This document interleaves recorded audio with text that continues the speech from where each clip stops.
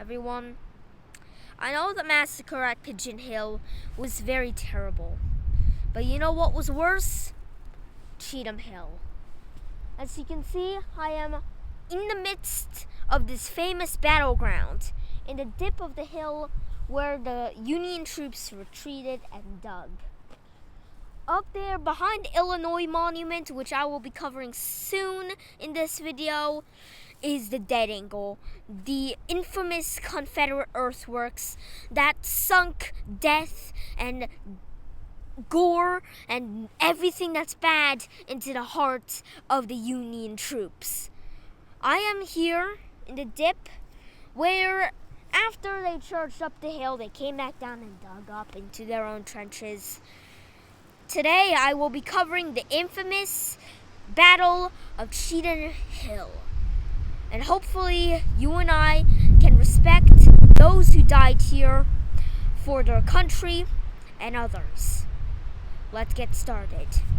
Now, Colonel Dan McCook stood down there telling his men about a poem from ancient Rome, trying to get them to think better, to continue marching up the hill without retreating.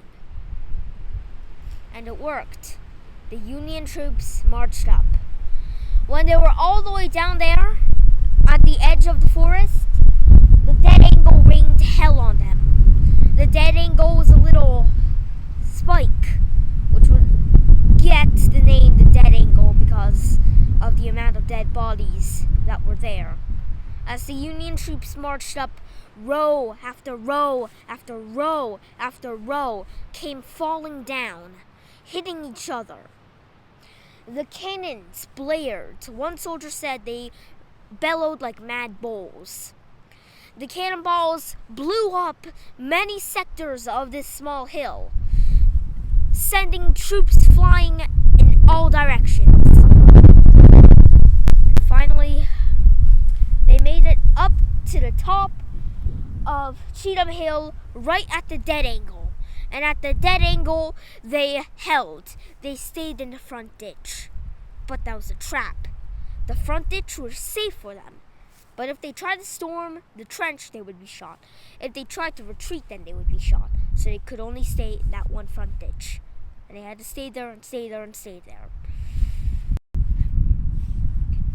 After a short battle, they retreated back down. But many did not want to return back to where they came from. They came to the exact spot I am standing now, the small dip in the hill, and they started digging. Just right here were mounds of dirt that Union troops laid down behind. And there they stayed for a few days. They couldn't stand up, take a look. They couldn't stand up to relieve themselves. They couldn't even sit. If they sat down, then they would be shot. They could only lie down and lie down and lie down.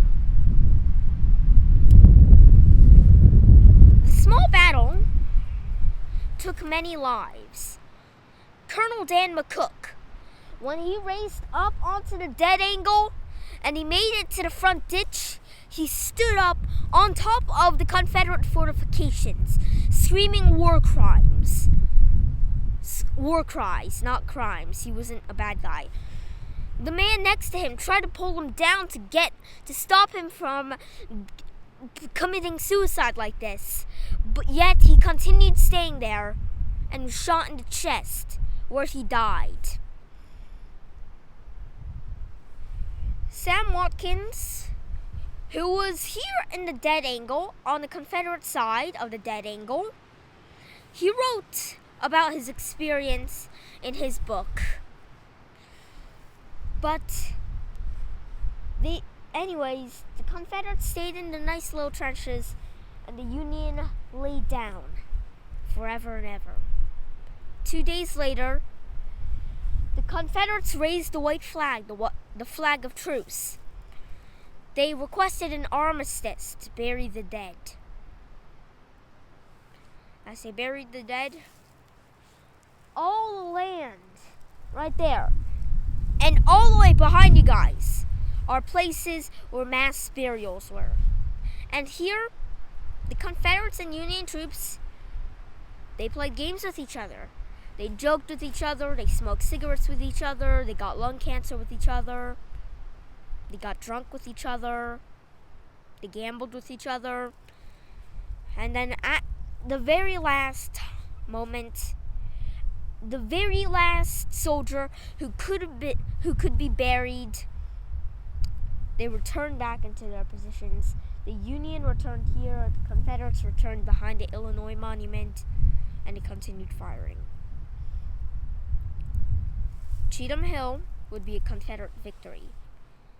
Yet the Confederates would have abandoned the dead angle, since a tow hole had been launched through about 5 miles south. So they retreated down to the Chattahoochee River.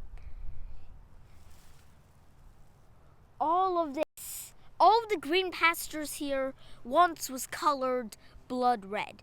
Every single speck of dirt, every single small weed of grass was colored red.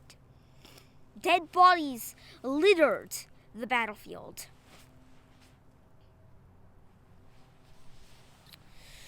Cheathem Hill was the climax of the entire Battle of Kennesaw Mountain. I don't think you understand. I'm standing right on where the Union troops would have had their fortifications. But that isn't the end of the story for Cheathem Hill. As you can see, I've been focusing on the Union side. Not enough to the infamous dead angle. Let's go take a look. Welcome to the dead angle. Now you probably will be able to see the little dent. It was actually much deeper than this. This is the dead angle trench system. The infamous dead angle. Yes, really. So here there are many things that you gotta pay attention for. There's the tomb of the unknown soldier. Well, the grave of the unknown soldier is found down there. But the dead angle is what really stands out. Now, something up with the Confederate lines is that most of the Confederate lines, it was just a squiggly line. But here at Cheathem Hill, right here, it makes a sharp angle, which will then get its nickname, the dead angle. When the Union troops marched up here, the cannons, which were down in there are a few artillery batteries around here. I talked about it in my overall Kennesaw Mountain video. But when the Confederate troops came up, the Confederates held their fire until they were just about where the Illinois Monument was. And then they started opening fire. At the Illinois Monument, I don't think you know, but way too many people died there. Most of the people died there. Just imagine a wall of dominoes. You just pour down one group and another and another and another and another. That's just what it looked like. The place where I'm standing is the front ditch. Now the front ditch was important. When they got stuck in here, they wouldn't be able to get shot. But if they couldn't get out, if they tried to get out, then they would be shot. If they couldn't get in, because, it's the enemy. And that is the glorious death angle of the dead angle. So, not many people are paying enough respect to this place. Dan McCook approximately died about right where that weird bundle of plants are and the little sign. That's approximately where Dan McCook was shot and killed in his heroic stand on top of the dead angle. Now, the dead angle was a Confederate trench, and it was a masterpiece of Confederate works. It was so great that, really, after the dead angle, the Union just copied literally everything about the dead angle. They would just make that, and with the trench system and all that stuff, they just copied all of it. It's simple, just copy all of it. And that's why the dead angle is very important. Without the dead angle, modern trench warfare would not be a thing. Now, let's talk about the Illinois Monument, which happens to be right there. The Illinois Monument is very special. It is the largest monument in all of Kennesaw Mountain National Battlefield Park and the first monument. This area in Cheathem Hill was the first part that was officially owned by the government. It was the first part of Kennesaw Mountain. That's what I'm saying. Now, the veterans, after the American Civil War, the veterans of the Battle of Cheathem Hill, bought this land and built a monument on top of it. It was opened to the public in 1914, where it was made the Cheathem Hill Battlefield Park.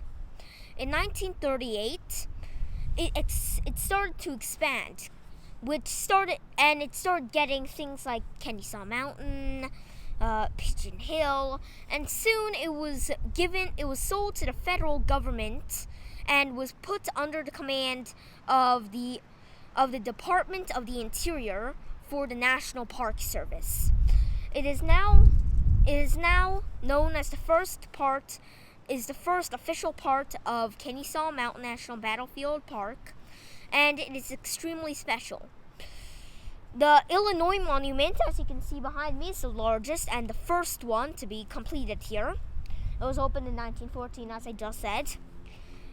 And you might be asking, why would it be called the Illinois Monument, even because this place is in Georgia, right? Yes, you are correct. This place is in Georgia.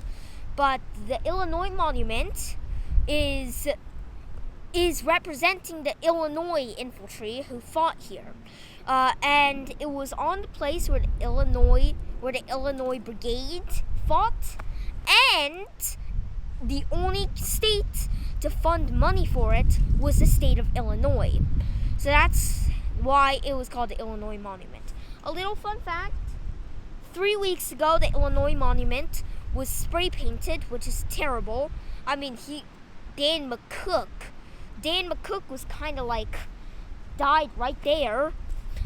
But still, they continue doing all this stuff like this. Now, so they erased all of the graffiti, and also in 2016, the Confederate eagle, yes, the Confederate eagle, fell down onto the ground approximately where the little arch was. Now, that arch was special. It was created as basically the place where they would tie the ribbon all the way down to the entrance, and then they would cut it. And that's basically what it was. And when the eagle fell down, it was snapped in two, and they had to restore it and put it back up there. And to this day, on the wing and on the legs, you can see how they glued it together. This is Cheathem Hill. Okay? Now, the Illinois Monument is one representation of Cheathem Hill. The field down there can represent Cheathem Hill too. And the dead angle can also represent Cheathem Hill. But I would like to end this episode of the Kennesaw Mountain Battlefield with a little reminder. Even though Cheathem Hill was so small, that doesn't stop the truth that many people died here. No. I'm wrong. Not many. Hundreds and thousands of people died here. In fact, this small hill made up 68% of the casualties in all of Kennesaw Mountain, and 18% of all of the Atlanta campaign, which is humongous. So we must respect this place. And whoever's spray painting this place or pulled the eagle off, here is a little gift. Don't disrespect people who died for our nation.